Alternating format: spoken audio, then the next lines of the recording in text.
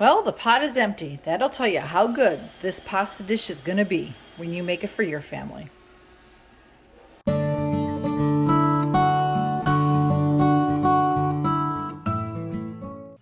Hey everyone, and welcome to Cookie Crumb Fun.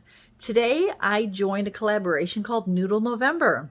This is hosted by Kettle Kitchen, and down in my description box you'll find the playlist, and in that playlist all the channels that have videos for the Noodle November. So come back every day and check out what recipes they're going to be sharing. And also don't forget to come back to his channel on the 1st of November. He'll be having a grand giveaway. And the more comments you make on the more videos that you watch, you'll have more chances. So be sure to check out his channel and all the others participating. And now I'm going to be sharing with you our recipe. And it is one of our family's favorites. We love this cheesy spinach tortellini recipe because it is just delicious. My son found this recipe when we were searching and learning about the country of Italy in our homeschool. And each of our kids were able to find out different recipes for different countries, but this one has stuck in our family. We make it every couple of months. We make it for birthdays. We make it for guests, and it is always creamy and delicious. So on to the cooking. Here's all the ingredients that I'm going to need. For a complete recipe, follow the link down below and you'll know exact measurements and what to use and any sort of substitutions. And the star of the show is the tortellini. So I'm going to use this Barilla cheese and spinach tortellini, but normally I use this one. We have a big family. There's 9 of us in our family, so we usually use 4 of these. This is 8 ounces. I find this at Winco, and this is 12 ounces. You could also use fresh or homemade, whatever you have on hand or have at the store. But this is all that you need.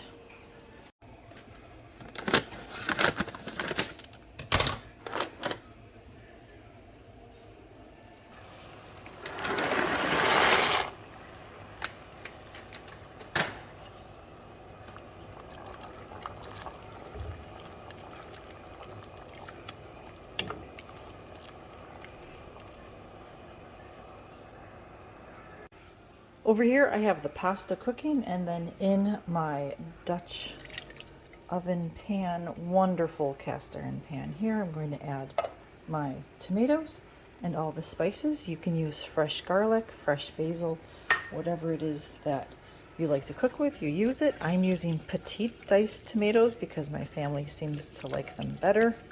Less complaints from the kids, you know. So you let this cook on here and get all nice and hot and smelling like you're in Italy. And then we're gonna add the milk, the cream, no, the milk, yes, the milk, the cream, and to it, and the spinach in just a second. Time to add the spinach, and the recipe calls for a certain amount, but I like putting extra in. You can put it in however you want it. You can chop it with a knife, and also you can rip it up or use your kitchen shears. So that's what I'm going to do. I'm going to take some and I'm going to cut it right into the pot. As you can see, it's already bubbling, so it's a great time to add this so it gets all wilted, and then we'll add the milk. So here's all the spinach getting all nice and wilted, and I got about 1.5 minutes left on the pasta. And as I said, there's all sorts of substitutions you can use for this recipe. If you have home canned tomatoes, you can use that. If you want to use fresh, you can use that, fresh tortellini, whatever you want to use. And see how thing about spinach, it wilts down like this, and it looks like you had nothing in there, doesn't it? So that's why I always put extra in too. Plus, it's great to have.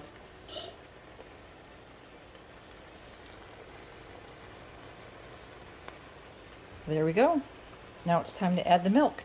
Now, I have the milk and the heavy whipping cream all together in my mixing bowl here. I'm just going to turn this down just a little bit. So I have used half and half in the past instead of the whipping cream, and it turns out just good, just as well. It just needs that extra creaminess. So I need to add some flour to this. It's going to help thicken. If you don't want to use flour, You can use something, I know if you're low carb, there's probably different types of things that you can use. The only one I know of is this. You can probably add a teaspoon or so of this glucomannan into it, and this would help thicken it also. But for this, I'm going to stick with the recipe, and I'm going to use flour. I added my flour to my milks. I'm going to whisk that up a little bit. Oh, and the pasta is done. See how quick this goes? This goes really fast. So I'm going to whisk this up. And then we're going to add it to our tomato and spinach mixture. And then we're going to heat that through, and it's going to get nice and thick in a couple of minutes. This is the creamiest, most delicious pasta meal you'll ever serve your family. We accidentally found this when we were researching Italy for our homeschool, and it's been a favorite for, a good 2-3 years now in our family. So we're just going to let this cook, get the flour all cooked out, let it thicken up, and then we'll drain the pasta and add the pasta to it. See, that's all done now. And I'll come back after I drain the pasta and add it to this and show you what's next. So here's the sauce. It's all thickened up. It happened really fast. By the time I stopped recording and drained the pasta, it was all nice and thick. So next thing you do is you're basically done here. You're going to add the pasta, and then I have some Parmesan cheese that we're going to add, and make sure everything's all nice and hot and mixed together, and then you get to eat it. Now I use the can, the stuff in the jar, the bottle, the can, the jar, whatever you want to call this. You can use fresh if you want to. Also, you can use any sort of Parmesan Romano cheese blend. It's going to be delicious, whatever it is that you use. So let's see if I can do this one-handed. Ooh, it's all slid right into it with one loaner. There we go. Let's get this last one out. You mix it all in.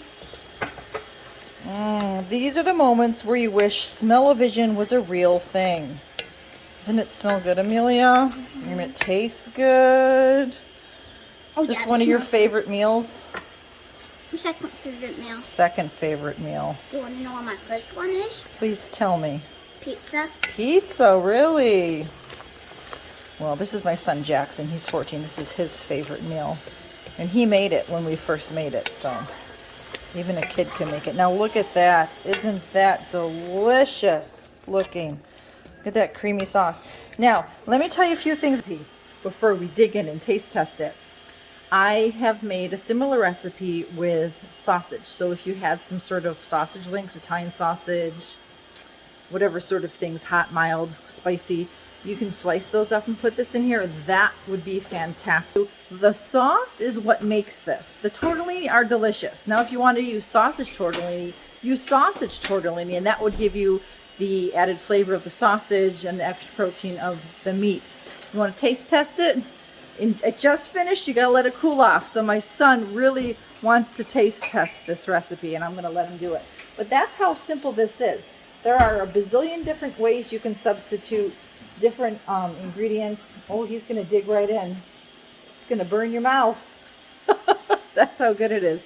Now, I used to eat a low-carb, sugar-free, I get a thumbs up, way of eating, but I gave that up for Whole Foods.